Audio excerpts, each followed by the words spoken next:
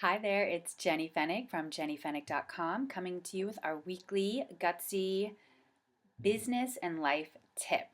This week I'm answering a question from one of my fabulous tribe members, and it's a question that you might have as well if you are a savvy businesswoman and wondering how to choose your target audience or your niche. Let me read this question and we'll dive in. This is actually a question from my former yoga teacher in New York City, who now lives in California, and I now live in Massachusetts. And it's just funny how life goes on, right? And we evolve and change. This question comes from Dina.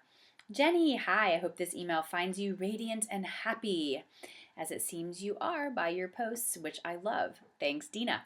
Could I get your input on a coaching profession question? How did you go about choosing your niche and how long did it take you to form that?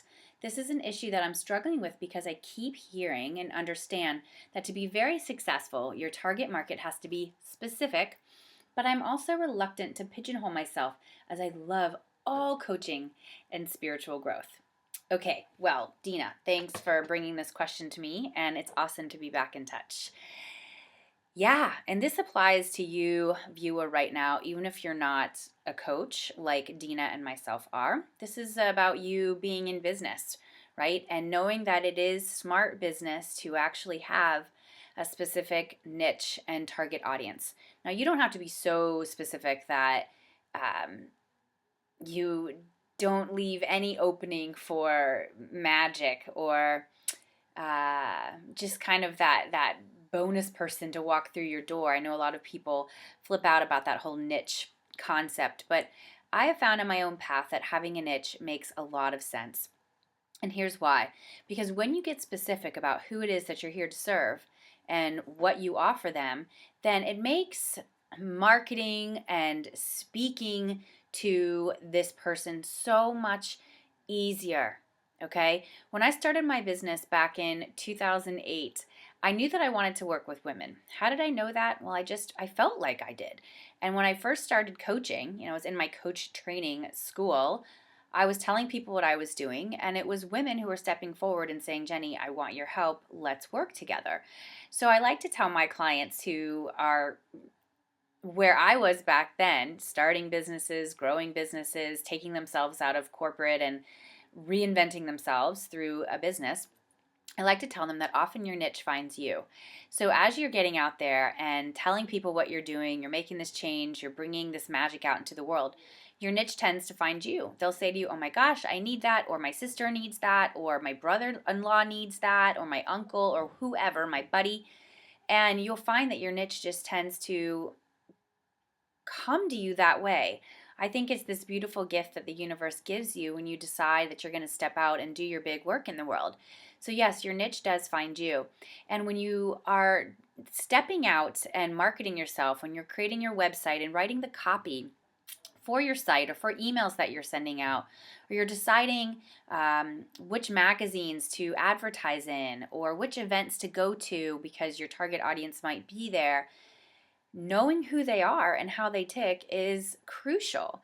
You need to be able to speak in their language. You need to be able to use the words that they use, not even that you use. I mean, certainly it needs to be your voice, but you need to actually lift words that they use. And how do you do that? You actually survey them. Okay, Dina, and everyone else watching right now saying, I need to fine tune my niche and my target audience.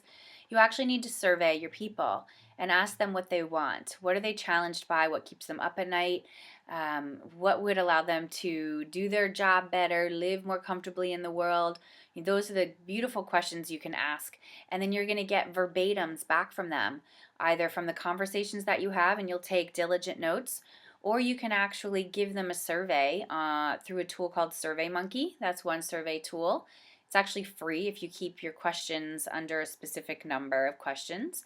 And you'll get this juicy data back, and you can then turn it into programs, to services, to events. You can really convert it into something super, super powerful. So I will say that your assignment this week is to think about who it is that you're serving. Who do you get so excited about spending time with and hanging out with and doing this thing that we call business with? Who do you most want to help in this world? What does that group look like? What are their needs? What are their expectations? What transformation are they seeking? And why are you uniquely qualified to give them that transformation? That's what you want to ask yourself.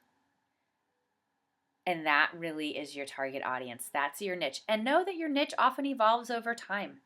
You know, I started out my business like women. I want to support women who are going through transition.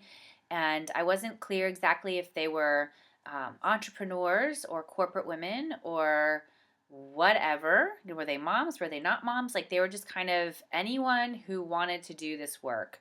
And now my niche has really evolved into that entrepreneurial woman, either that woman who's already a business owner and wants help with creating more leverage and scale so she can, truly create a thriving enterprise, or she is somebody who is still in corporate perhaps or in some kind of organization, or maybe she's not working right now and she's wanting to find her way. She's wanting to find out what she should be doing with her time, what is her gift, and how can she really cash in on that calling. So I'm very clear that my niche, my target audience is that, and I know the language that she speaks. I know what her challenges are, and I can deliver that within the framework of my business. So if you're muddy, if you're not sure what your target is, play around with this concept. Really do this work, survey people and ask them, and from there start doing it. Some of my clients, they figure it out because they start doing the work and they see which groups they really, really have an affinity for. And then we back out ways that they can serve that particular audience. Yeah? The audience needs to be able to pay you what you're worth and needs to believe that working with you is crucial. Totally. Okay? You can't make a business working with a group who they're not willing to invest in you. Yeah, most groups we can find a subgroup within a group to ensure that they are willing to invest in your services or your products or what have you, but you do need to be really smart and strategic about that. Okay, I wish you so much love and success on your journey. This is Jenny Fenig from jennyfenig.com. Thanks for being here. I will see you again next week. Bye now.